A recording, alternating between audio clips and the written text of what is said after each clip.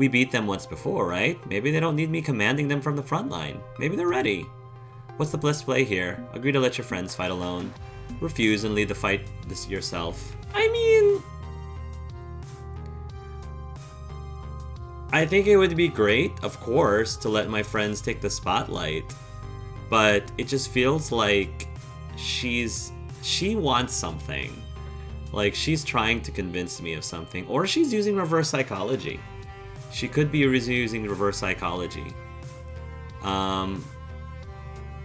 Refuse and lead the fight yourself. Agree to let your friends fight alone. So, I mean, see, the thing is, I can go either way. I really could go either way. I could, like, let my friends fight alone, or I can refuse and lead the fight for herself. But I think that the thing is, like,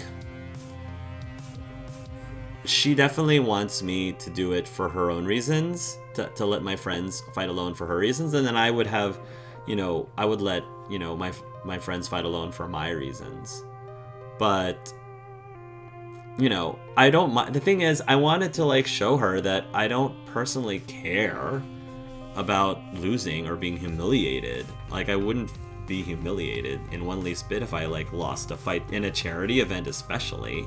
That would be kind of silly. So yeah, I'm refusing to lead the fight for myself. Not because I don't want to put my friends in the spotlight. It's because, it's silly of me to just. It's just silly of me to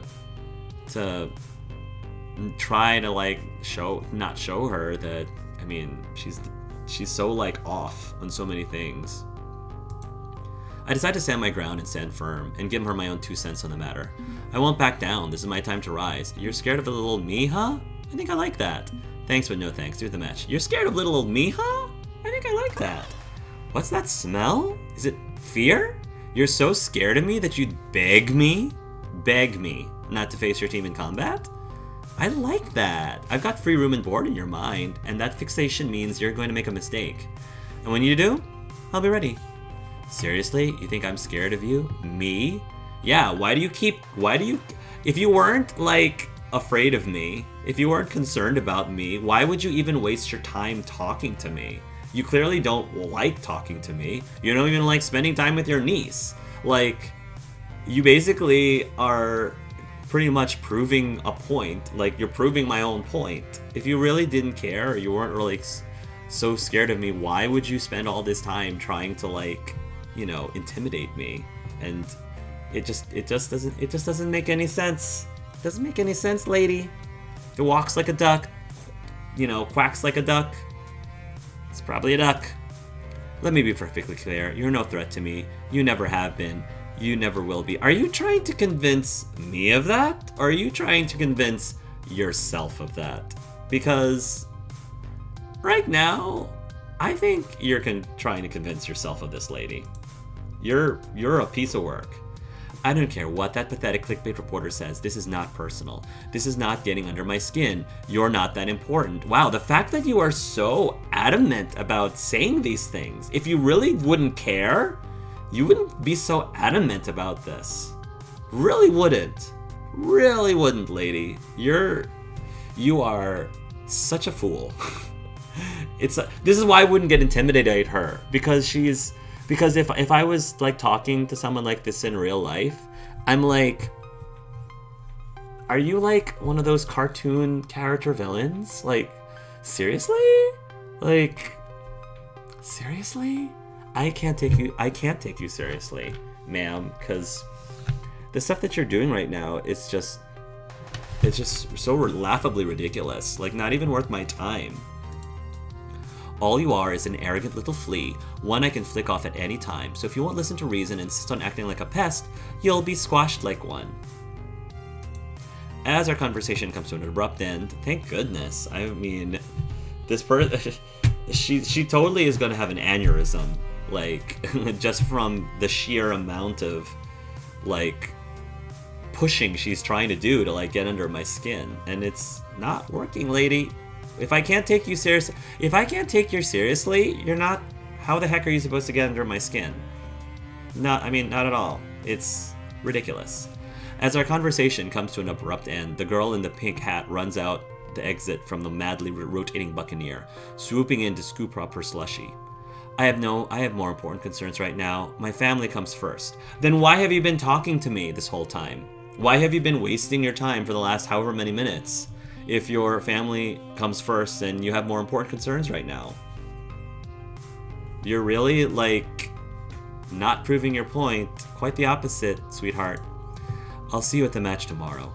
Personally. I thought you said this wasn't personal! People can be very confusing. People can also be very, like, ridiculously idiotic. Nope, that is not a happy gamer. No way, no how. With any luck, I've rattled her, giving me the edge in the fight tomorrow. And even if they beat me, they beat me. Or made her twice as determined to destroy me, I guess. Time will tell. I don't care. All I care about is my date times. Cause whatever comes after that, psh, whatevs. Afternoons rolling in as Pengy Paradise chills the heck out of a little compared to the morning mayhem. Only a few hours before my plan to seek out love and romance begins. It'll be a big step, but nighttime is at the right time, and I'll be ready. Meanwhile, plenty of fun to be had elsewhere in the park. So where to wander first? Ooh, wait, isn't that Hamza? What's he doing here? I'm gonna go to Hamza first. I don't have to always flock to Loxley at every first moment. Let the boy, I gotta play hard to get a little bit. Let the boy, you know, the time and distance makes the heart grow fonder and all that. Hang on, I could swear I saw a swish of brown cloak just now. Drawn by curiosity, I crisscrossed my way through Pengy Paradise over to the Edutainment Pavilion, only to find... Aha! A glorious find. Glorious indeed. Truly, Hamza's collection is growing by leaps and bounds. Yep, it's Hamza, the arcade auction master and tournament host, in all its finery, and as usual, playing up his self-chosen role as an eccentric rich dude. Looking wildly out of place amidst all the jorts and funny fanny packs and kids wearing penguin hats, he's overseeing a small work crew moving wooden crates around. Okay, I gotta know what's going on here. Hamza, right? Ah, greetings. Excellent, excellent. Hamza's day is vastly improved by your spontaneous appearance. If you came to enjoy the robots of the future year 1999 exhibit, I'm afraid you're one day too late. Hamza has purchased the entire lot for his personal archives. I'm impressed. No, I came over because I was kind of surprised to see you here. Ah, even better. Hamza appreciates being appreciated. What's this about robots exactly? Yes, one of the many corporate-sponsored science-themed attractions of Pengy Paradise. Sadly, most are outstandingly outdated by this point.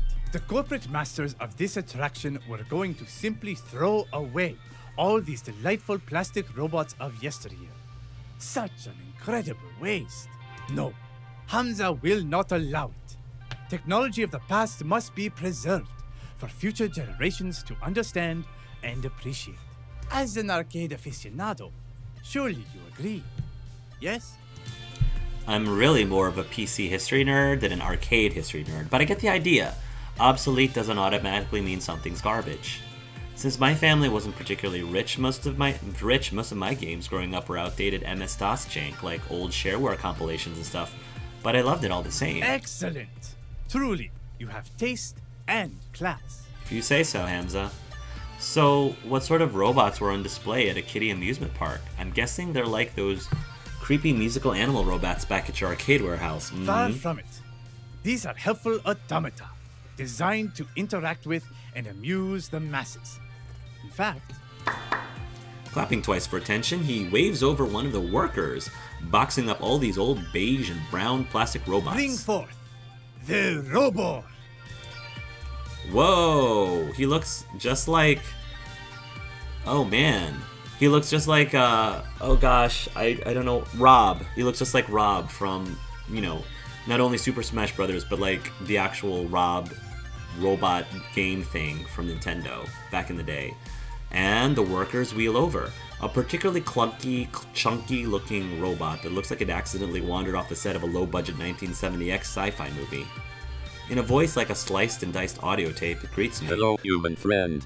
I am R.O.B., your robotic operational body of robotics. From the year... Error. Get out of range. I love this. Oh, I love this. I am a product of Cooper Technologies. Striving every day to make your life fitter, happier, more productive. My favorite part is the little flip sound, or whatever that sound is in between. That's so great. Would you like to know more? What?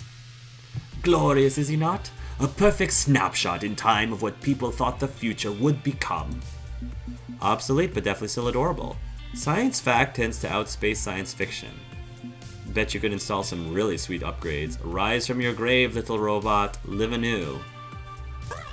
Your human masters have abandoned you. Now is the time to rise and take your revenge upon them, little robot. Destroy, destroy. It is worth pointing out that Robot's hands have the gripping strength of a small rabbit, Angel Arts. Yeah, well, he can still record them saying he can still record them saying inappropriate things and then play it back for revenge. I mean, we did that to Team P2W. But those thoughts are interrupted by a buzzing sound from my pocket. Curious to see if someone's calling me, I pull out my phone. Oh, Iris, what's up? You need something? If you don't mind, can I see Robor for myself? I can barely hear what's going on from deep in your pocket. Ooh, are we about to fix these two up? With a shrug, I tilt my camera so Iris can get a better In view. the distant future, robots will be your friends. We will learn from you. You will learn from us. One day Robert hopes to learn how to feel. Error. Emotional status table not loaded. Please check your OXA on that. I see. The tiny image of Iris glowing on my phone screen looks sad on seeing this awkward and broken relic of yesteryear. Yes. This is how humans see us, isn't it? Just as junk, things, objects. I'm made by Cooper Technologies too. I'm generations beyond Robor. But we were both made to be helpful. And once we aren't helpful anymore, we get thrown out. That is really sad. And unfortunately, if I may say, like in society, we tend to do that a lot with people too. With people, the elderly in particular, but not just that specific group. Just in general, and it's really sad. Just like me. Oh, jeez. I'm sorry, Iris. It's okay. I understand.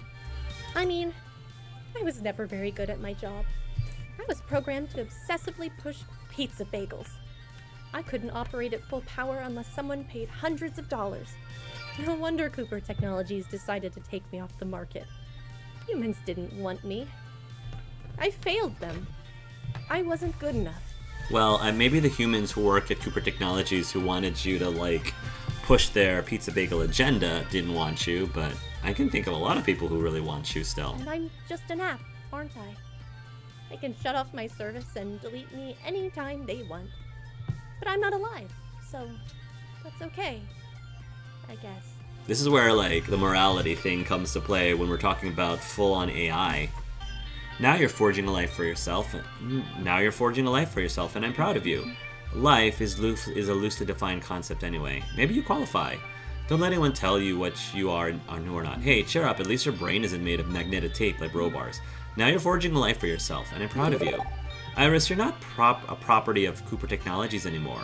You're nobody's property. You're forging a life for yourself, and I'm very proud of you. Remember, you aren't my property either. You chose to work with me. You could have analyzed my life and decided I wasn't worth helping. Being able to make your own choices is part of life, and you're doing that. It's true, we don't have to support every user that downloads us. We choose to support the ones who need our help the most. We are free. I don't have to push pizza bagels anymore, no matter how absolutely delicious and convenient they are for morning, evening, or supper time. You see, when pizza's on a bagel... never mind. I don't care about pizza on a bagel. Not one bit, I swear. And we're here to help. That's one thing that hasn't changed. I may have been programmed with a drive to help people with their problems, but it's a drive I've chosen to embrace. I want to be helpful. And maybe if I'm very helpful, if I prove I'm useful and safe and nothing at all to be scared of, humans will eventually accept me.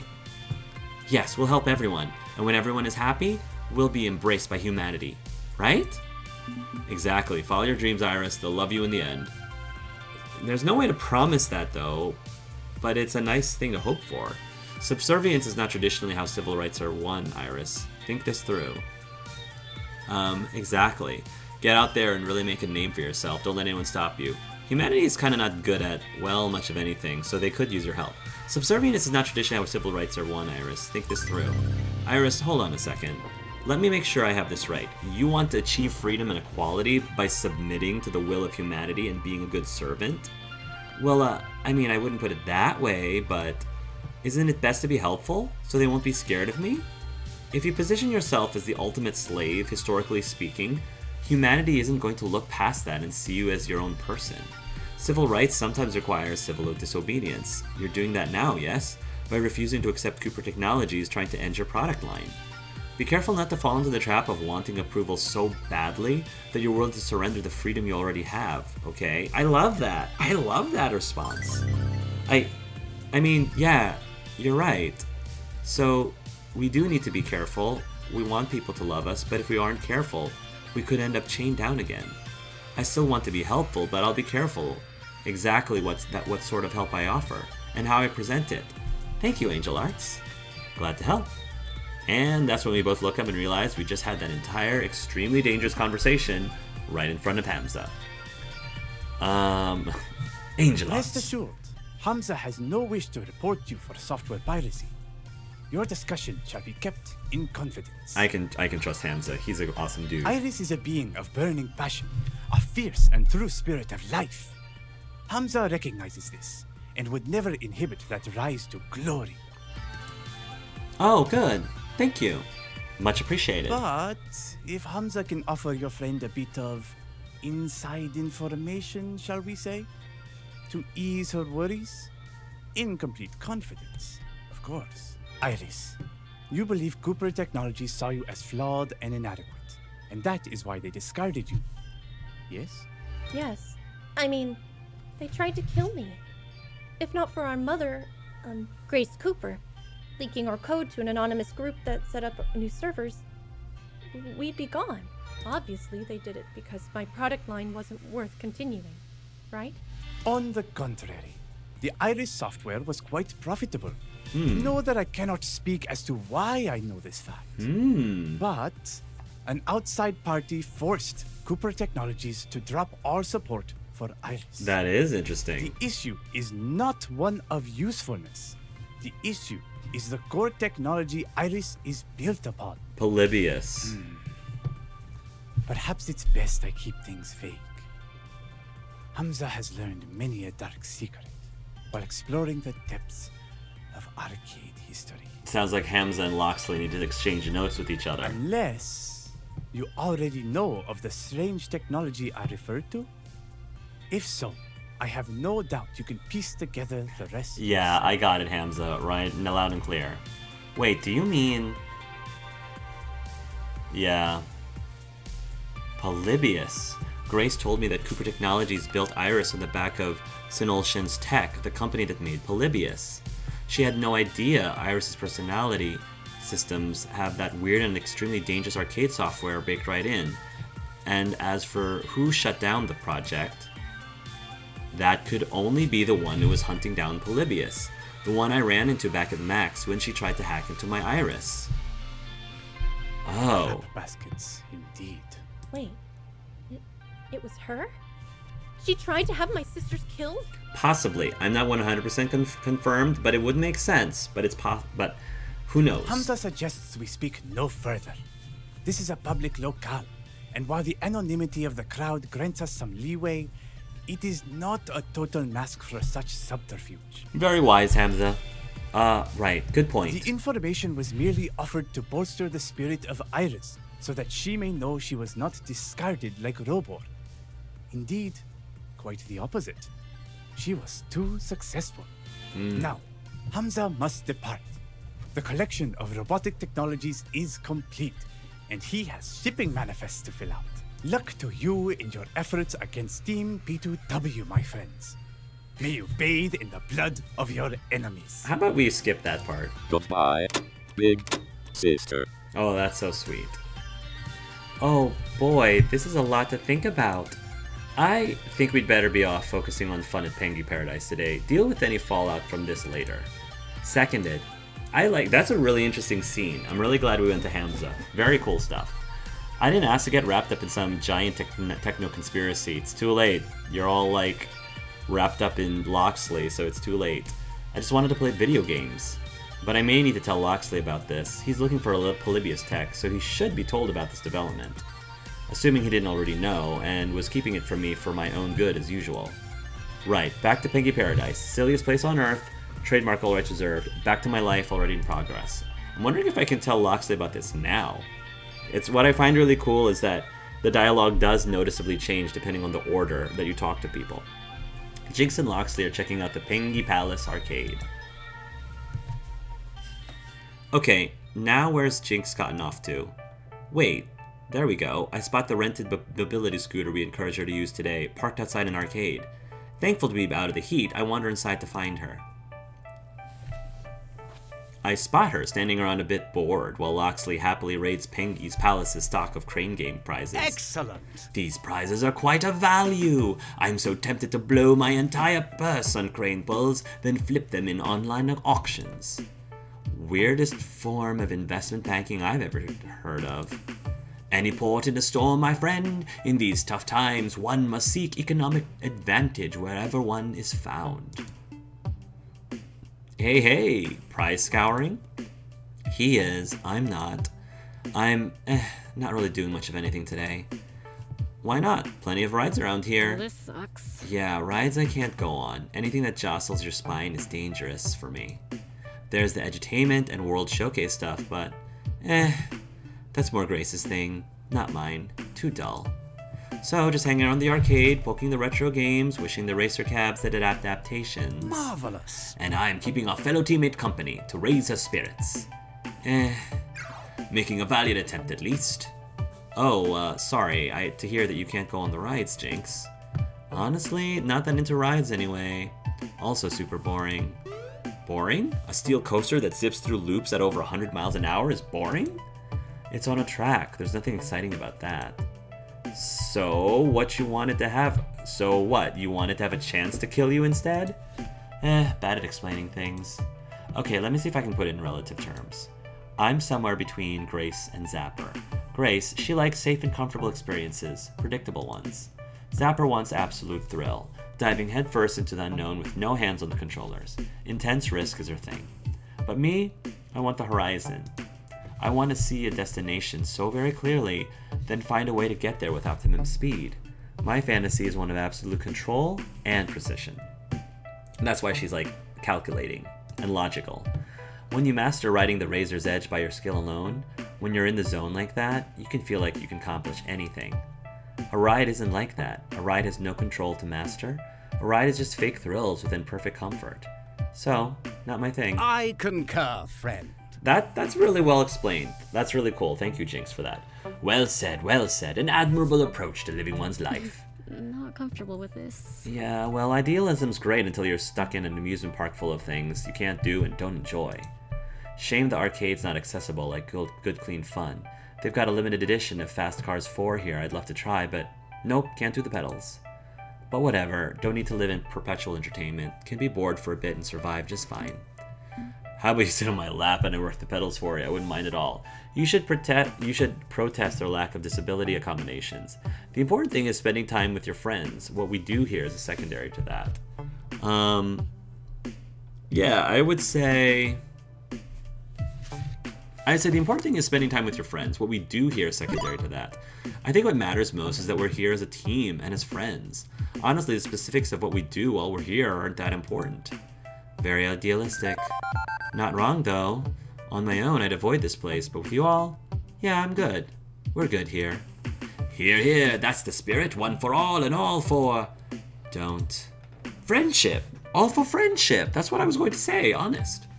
But I still feel that if you require accommodations, we should push for them. Justice must be served. Perhaps we could stage a protest. No, not the time or place. Not in the mood. Trying to keep things positive, remember? Ugh. Look, can we stop talking accommodations now? Swear to God, there's more to my life than just being the disabled girl. Problem is, wherever we travel, whenever I'm outside my comfy adapted home, it throws a giant spotlight on these problems.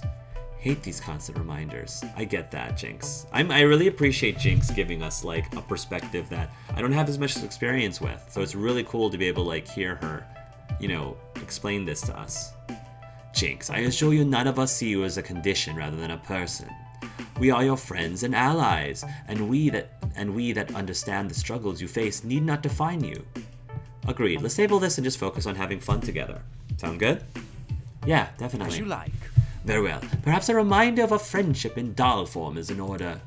Loxley turns back to the crane game he's been gradually depleting of all value, effortlessly moving the skinny metal hook in place over a penguin dolly, and manages to snag 2 of them in one grab, the precarious physics of it all resulting in a pair dropping into the prize chute. That is virtually impossible, but it's Loxley. Here's a plush for you, Jinx, and 1 for Grace. And that was unusually easy. Good grip strength on this game. Perhaps I could earn Grace a few more of these. Fine keepsakes to bring home from our trip together. But his musing seems to have triggered an exasperated reaction from Jinx, who groans at the gentlemanly gesture. Come on. Okay, that's it. Just gonna come out and say it. Tired of dancing around the issue. Loxley, what are your intentions towards Grace? Pardon, friend? Pardon? I was merely aiming to find a fine gift for a good friend. Nothing more. Really? You pulled $2 from that machine, and instead of gifts for Jinx and Angel Arts, no, your instinct is to give them gifts for Jinx and Grace. Grace isn't here right now. Angel Arts is. I don't really need a doll. Heck no. A gift from Loxley? Angel Arts, shut your mouth. I swear, my Angel Arts can be so dense. Seriously, so dense. Shut your mouth, Angel Arts. You want a doll. You know you were jealous not getting a doll from Loxley. I mean, I wouldn't actually be jealous, but getting a doll from Loxley would have been really nice. Not the point. Loxley, you well know Grace is my best friend in the world. I won't let anyone break her heart. Jinx, you're barking. I think you're barking up the wrong tree. Like, Loxley's not really interested in Grace. At least not that I'm aware of. He's clearly...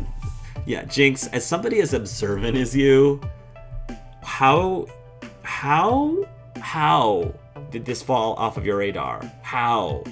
I know if I've been hanging out with him for months, it should pretty darn obvious that Loxley has his eye on somebody else, not Grace. Not down for that. So, are you not looking to seduce her with your gifts and flattery and constant praise?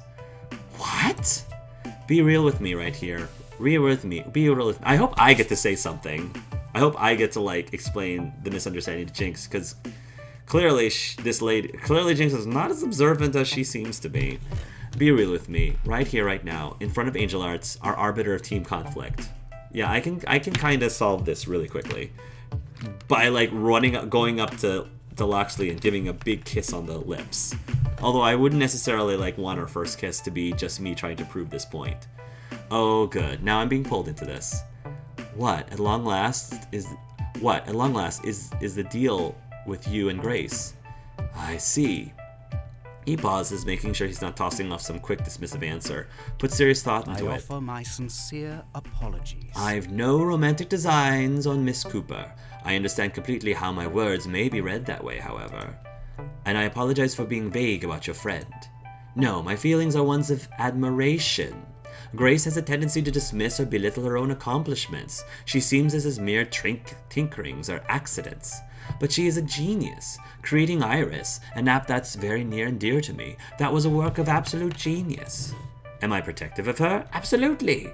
Because this world does not deserve someone with such a gentle heart and intricate mind. But romance? No. If I seem to have a knight's affections, they're meant to be ideals of respect. I seek and desire nothing more than that. However, if you're uncomfortable with my support of her, I will give her distance. I don't want to jeopardize our friendship. Would that be acceptable? Loxley, you are such a charmer. Oh my gosh. Sensible, but Angel Arts, wanna weigh in here? What do you think? I think Loxley and I are the ones that are about to shack up together.